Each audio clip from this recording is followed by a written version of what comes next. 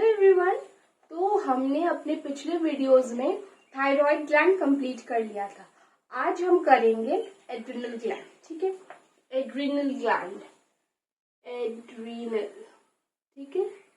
Adrenal gland, इसको ना supra renal gland भी बोलते हैं। इसको क्या बोलते हैं? सुप्रा रीनल ग्लैंड भी बोलते हैं। ठीक है, सुप्रा रीनल ग्लैंड भी बोलते हैं। ये इसका शेप क्या है? इट इज रफली ट्रायंगुलर इन शेप। ठीक है, अब मैं बोलते जा रही हूँ, आप लिखते जाओ, समझते जाओ, सब कुछ करते जाओ। ठीक है, इट इज रफली ट्रायंगुलर इन शेप। इसका शेप क्या है? Triangular in shape. और इसका लोकेशन क्या है? It is located just above the kidneys. अगर मैं ऐसे एक को आपको रफ डायग्राम बना के दिखाऊं किडनीज का, तो ये किडनीज के ऊपर आपको कुछ इस तरह से रफली ट्रायंगुलर शेप में ये हार्मोन देखने को मिल जाएगा। ठीक है, ये हार्मोन जो है ये है एड्रिनल ग्लैंड, जिसको सुप्रा रीनल ग्लैंड भी बोलते हैं, and it is located superior to kidneys. Okay, क्या लिखोगे? Superior to kidneys. अब अबव द किडनीज नहीं लिखोगे, सुपीरियर। याद है मैंने आपको क्या कहा था? सुपीरियर का मतलब होता है ऊपर, तो सुपीरियर टू द किडनीज। आप चाहो तो ऐसा रफ डायग्राम बना के दिखा सकते हो। It is triangular in shape and located superior to kidneys, both the kidneys. Okay, तो ये ऐसे जोड़े में होता है, पेयर में होता है। ठीक है, तो this is the location and structure of the adrenal gland. ठीक है, अब एड्रिनल ग्लैंड का ये तो था कि बाहर का स्ट्रक्चर कैसा हो। अब हम इंटरनल स्ट्रक्चर के बारे में पढ़ेंगे। ठीक है, देखो, एड्रिनल ग्लैंड जो होता है वो 2 लेयर से बना हुआ है। ठीक है, layers, it is made up of 2 layers. ठीक है, आउटर जो एक है आउटर लेयर, एक है इनर लेयर। ठीक है, ये 2 लेयर से बना है, एक है आउटर लेयर, एक है इनर लेयर। ठीक है, आउटर लेयर को क्या बोलते हैं? Outer adrenal cortex. और आप ये पढ़ चुके हो किसमें? जब आप पिट्यूटरी में एसीटीएच पढ़ रहे थे। मैंने आपको बताया था कि एसीटीएच एड्रीनोकॉर्टिकोट्रोपिक हार्मोन जाके एड्रिनल कॉर्टेक्स में अपना एक्शन दिखाता है। तो यही है outer adrenal cortex. Adrenal gland जो मैंने कहा था कुछ ऐसे रफली ट्रायंगुलर शेप का है। इसका जो आउटर लेयर होता है वो हो जाएगा आपका आउटर एड्रिनल कॉर्टेक्स, और जो इसका इनर पार्ट हो जाएगा उसको बोलेंगे inner adrenal medulla. Inner adrenal medulla. तो अब आपको अगर स्ट्रक्चर पूछता है तो आप स्ट्रक्चर में ट्रायंगुलर स्ट्रक्चर के साथ उसका ये एनाटॉमिकल स्ट्रक्चर भी बता दोगे कि ये जो है बनता है 2 लेयर से। Outer layer is outer adrenal cortex and inner layer is inner adrenal medulla. ठीक है, ओके। आफ्टर डूइंग स्ट्रक्चर, अब हम लोग समझेंगे कि ये जो अलग अलग लेयर्स था, कॉर्टेक्स और medulla, outer cortex, inner medulla, ये अपना अलग अलग हार्मोन सीक्रेट करते हैं। ठीक है, ये हार्मोन्स क्या क्या है वो पहले पढ़ लेते हैं। ठीक है, सबसे पहले कॉर्टेक्स का पढ़ते हैं, आउटर कॉर्टेक्स है ना। आउटर कॉर्टेक्स क्या रिलीज करता है? 3 हार्मोन्स रिलीज करता है। ठीक है, क्या क्या था? Glucocorticoid,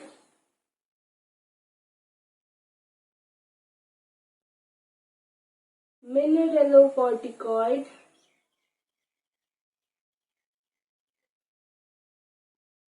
and androgen. ठीक है, क्या क्या है? 3 हार्मोन्स है, ग्लूकोकॉर्टिकॉइड, मिनरलोकॉर्टिकॉइड एंड एंड्रोजन।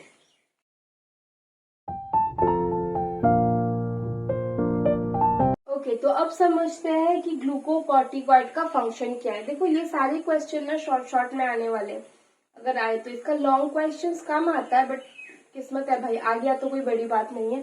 तो आप बना के भी लिख सकते हो, ऐसे कुछ हार्ड नहीं है इससे, बस समझो क्या है। ठीक है, ग्लूकोकॉर्टिकॉइड क्या है? ग्लूकोकॉर्टिकॉइड इट इज, देखो सबसे पहले कॉर्टिकॉइड, ये कॉर्टिसोल्स है, ठीक है।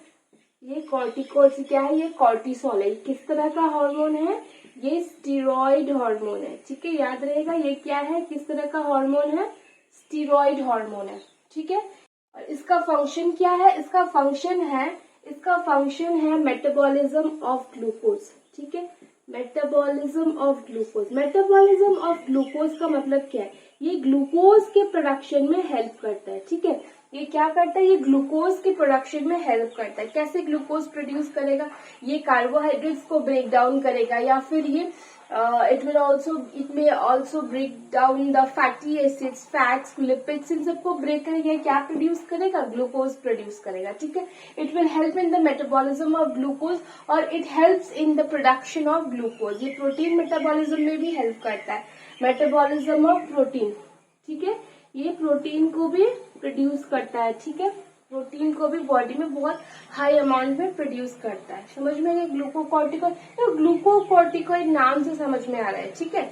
अब कॉर्टिकॉइड से याद रखना, ये कॉर्टिसोल है, ये एक स्टीरॉइड हार्मोन है। दूसरा ग्लूकोज से क्या याद रखोगे, ग्लूकोज से याद रखोगे ये ग्लूकोज प्रोडक्शन में हेल्पफुल है। It is responsible for the production of glucose by the breakdown of carbohydrate and lipid. ये कार्बोहाइड्रेट और लिपिड को ब्रेक डाउन करता है और किसका प्रोडक्शन करता है, ग्लूकोज का प्रोडक्शन करता है, ठीक है। ये था ग्लूकोकॉर्टिकॉइड का फंक्शन। अब आगे करते हैं मिनरलोकॉर्टिकॉइड का फंक्शन क्या है।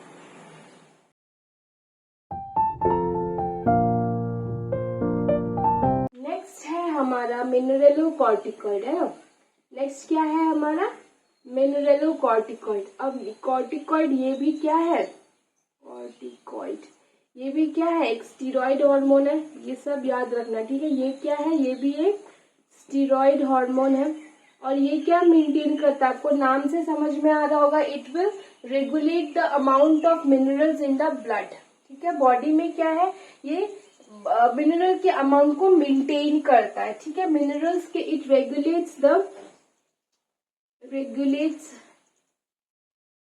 the amount मत लिखो, concentration लिख दो, concentration of mineral in the body, ठीक है। क्या लिखोगे, mineralocorticoid, it is a type of steroid hormone which regulates the concentration of mineral in the body. Body में मिनरल की कंसंट्रेशन को ये रेगुलेट करता है, मतलब क्या, मेंटेन करता है, आप बोल सकते हो। जैसे कि एक जो खास कार्य करता है, it will retain the sodium and release the potassium from during excretion, ठीक है। ये जब ये किडनी में प्यूरिफिकेशन होते रहता है तो फिर इसका काम क्या होता है, ये क्या करता है, सोडियम को क्या कर लेता है, ये सोडियम को अब्सॉर्ब कर लेता है, ठीक है। सोडियम को बॉडी में वापस से रीअब्सॉर्ब कर लेता है।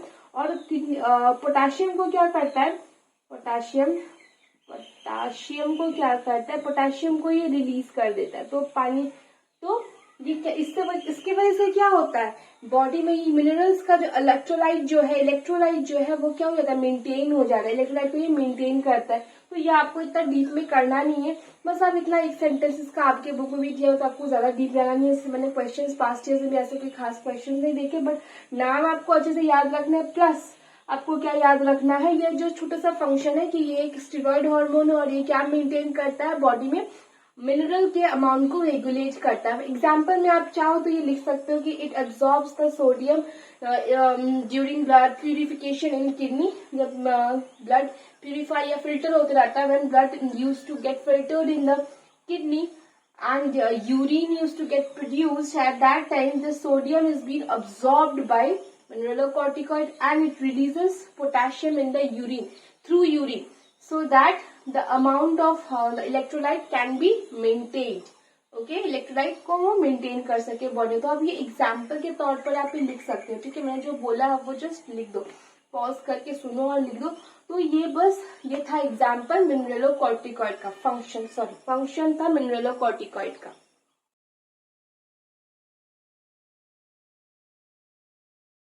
थर्ड वाला जो है वो है क्या, एंड्रोजन, ठीक है। एंड्रोजन को हम लोग मेल हार्मोन भी बोलते हैं, ठीक है। एंड्रोजन को हम लोग मेल हार्मोन भी बोलते हैं, ठीक है। It is responsible for the male characteristic it is, आप पूरा सेंटेंस लिखना, ठीक है। It is responsible for the development of male characteristic in the body of both male and female, both male and female characteristic in the bodies of both male and female, bodies of both male and female। Sentence आपको समझ में आ रहा है कि नहीं? क्या लिखा है? इट इज रेस्पॉन्सिबल, मैंने नहीं लिखा उतना part, it is responsible for the development of, किस चीज में रेस्पॉन्सिबल है? ये क्या डेवलप करता है? ये डेवलप करता है मेल कैरेक्टर।